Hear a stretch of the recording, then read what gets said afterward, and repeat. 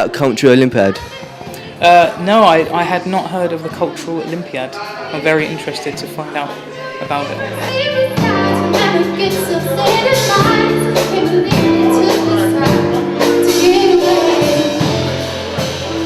It sounds like something that young people especially can get involved in and really push. I mean, a lot of the focus nowadays is on young people and empowerment. So with something like this, to me it only seems natural that young people who are focused in these kind of areas can be taking the lead on it. So yeah, I'd definitely like to see more of it and more coverage.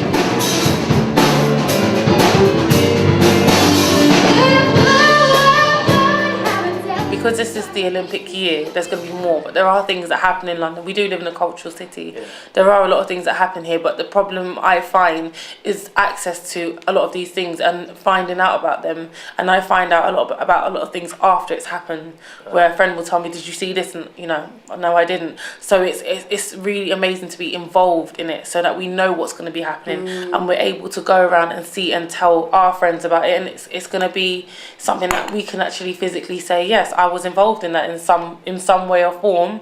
So we're not just hearing about it, we know what it is, and I think that part of it is going to be amazing. It's been a really great opportunity because we're kind of getting trained up on it, because it's quite overwhelming for us anyway to start a job like this, and it's just been really nice that everyone's kind of been really helpful and really they know how much you need probably about a year to get used to this kind of thing, and we've just got a year and yeah, so it's full on but amazing, really cool. We've really had to try and hit the ground running, really, haven't we? I would like to know about it. I'd like to be involved in it. I'd like to see it everywhere. Yeah, it sounds like a very, very, very important aspect of the Olympics.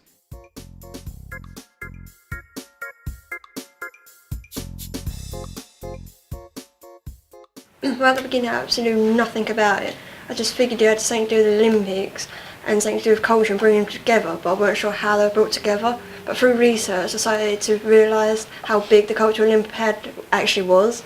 So there was loads of different companies doing loads of different things, like art councils doing loads of sponsors with the arts. And if I wouldn't be doing the project, I think I wouldn't even know by now, because only after we started researching it, I started noticing small things, but nobody knows about it, nobody at all. Well, contacting the companies I felt was one of the most difficult things, because these are really established firms or partners or sponsors or even charities, and it seemed as if these important people wouldn't want to speak to students that go to a college and are in Essex, but it seemed that the responses that we got were actually more than we could ever have hoped for.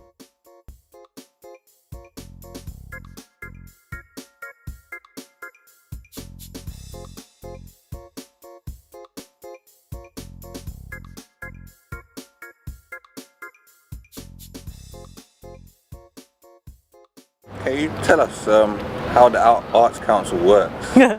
Yes. So we are called an arm's length body, which means that we are at arm's length from government. So the government gives us money, but we also get money through the National Lottery. So when you pay your £1 into the lottery, the money is then divided up between what's called the good causes, and sport is one of those, heritage is another, and the Arts Council is the third one of those. So we're partly an investor, and we're partly advocates. We talk about why art is important, and hopefully we encourage and enthuse other people to see art and culture as being really important too.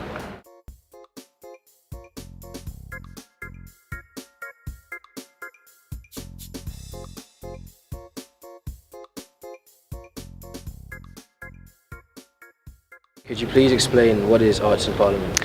Arts in Parliament is a 3-month cultural programme that's taking place here in Westminster Hall for the Olympic year.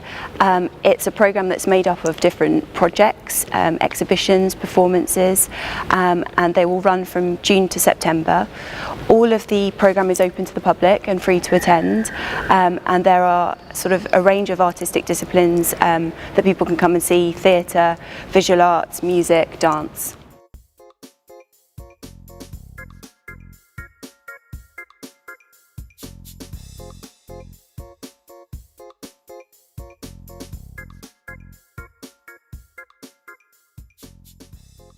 I'm Louisa Fernley and I'm the London Regional Coordinator for Somewhere To. Okay. Could you tell me more about Somewhere To in terms of its aims and objectives? Somewhere To is a national project. It's funded by the Legacy Trust UK. It's classed as a legacy project for the Olympics. It's for young people aged 16 to 25 and it's about them getting access to space they wouldn't usually get access to do anything that they're passionate about. So it could be access to a empty shop for a photography exhibition, or it could be digital online space, so doing a radio airtime show.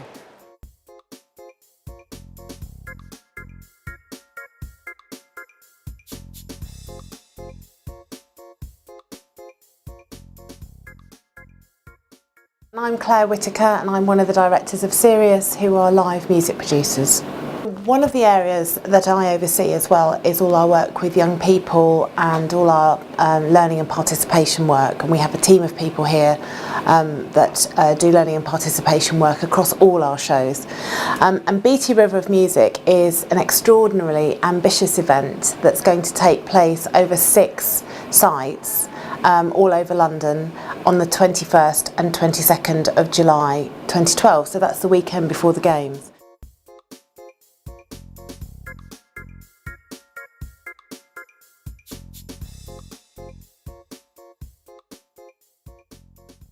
Okay, my name is Jade Williams, I'm 17 and I come from Redbridge College and we're here to ask you a few questions today. Cool. Hello, Jane. Hello. My name is John Fawcett, I'm 19 and I come from Redbridge College. Cool. Hi, guys. I'm James Williams. I'm head of the Olympic Torch Relay for Coca-Cola.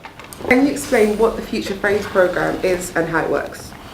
Yeah, the Future Flame campaign is something we created about 2 years ago, which essentially is a way that we celebrate our torchbearers. So every one of our torchbearers that will run on the Olympic torch starting from the 19th of May 2012. So it's a way that we started to really look at British youth, think how can we celebrate what's brilliant about British youth, and that's in line with, you know, low cogs focus, as Seb Coe said, let's make the games about youth. By now we've been researching a lot of involvement with the Cultural Olympiad. In what way are these organisations involved? We're working with lots of young people through different projects, so one project in particular, Somewhere To, which is about opening spaces for young people to do the things they like in culture and the arts and sport. So we're working very much with participants of the programme and hoping that they'll invite their friends and family to see them perform in such a significant space. The last few years haven't been great, let's be clear, for the whole world. So, you know, and that's the same in England as well. So, and Wales and Scotland. So it's putting a bit more pride back into the country, reminding ourselves that Britain is great.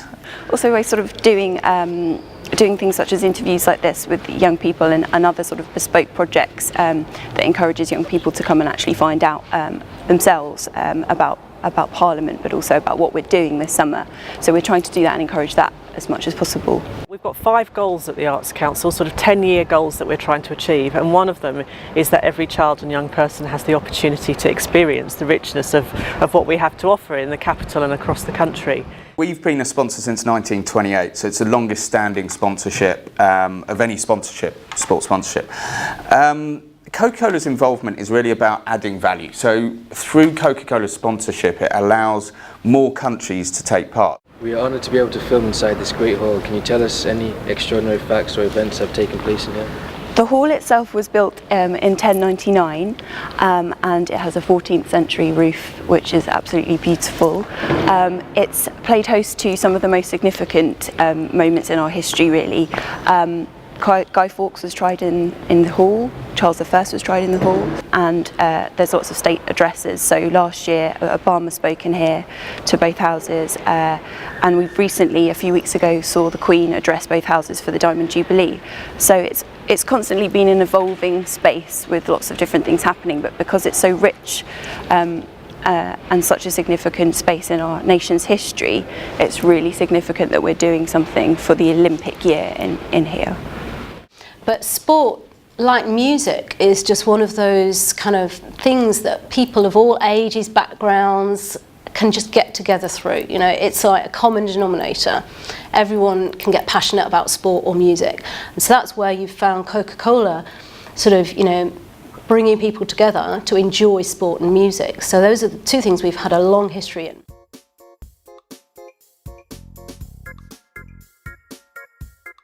Okay, so it's actually quite amazing how many companies are actually involved. So what specific events are going to happen during the Cultural Olympiad? Lots of international visitors are going to be coming to London in anticipation of the Games, and London's getting ready to celebrate and party. And the idea of BT River of Music is that all 205 Olympic and Paralympic nations' music will be represented in that project. So it's basically the whole world in a weekend. And on the South Bank they've got the Poetry Parnassus, so they've got a poet from every country competing in the Olympics coming to London. There's Poetry Slam happening, which is run by Apples and Snakes, which is specifically about spoken word, and that's always amazing to hear those young poets being able to get their rhymes out as quickly as they do and bring an audience with them is brilliant. And there will be all these international poets there as well. So there is absolutely tons going on. Can you name any events that you yourself are looking forward to seeing in the Arts of Parliament? Gosh, I'm excited about all of it really. We have some fantastic projects for young people and performances that I'm really excited about, one of which we're working with the National Theatre on a project called New Views, which is a playwriting competition for young people that's been taking place sort of in the run-up to this summer, and they've been working with professionals or playwrights about issues in contemporary society that affect them, and the winning play will be performed here in Westminster Hall by National Theatre Company members, so we're very excited about that. So some really beautiful pieces of work that we hope local people will enjoy when the park becomes open for them as a community resource. We're also funding programmes of work like Unlimited, which is for deaf and disabled artists to use this opportunity to show their work on a really big international platform. We're funding all sorts of things, young people's work, Big Dance, which is a huge pan London and now across the country project, which is aiming to get 5 million people up and dancing as part of the celebrations. So at all different levels that we're funding things which I don't expect everybody to love everything, but I hope they find something that they think is really brilliant. And an awful lot of the activity is free, and that was part of what we wanted to do. We wanted to make sure that people could really enjoy the summer in London. It's one of the big things that we're going to be doing is on Highbury Fields is a big mini sporting Olympics kind of event with kind of but also bringing in Street Dancing Nation, doing their stuff. Yeah. We're working with Arsenal Football Club, who've been developing an Olympic song. So they're going to be working with some local school children. It's going to be amazing. We're not just putting people on a stage. Around the country we've developed a whole range of projects where young people are at the core, and they will get the chance to perform with world-class artists on the Olympic stages as part of BT River of Music, in front of thousands of people, and will have a world-class experience.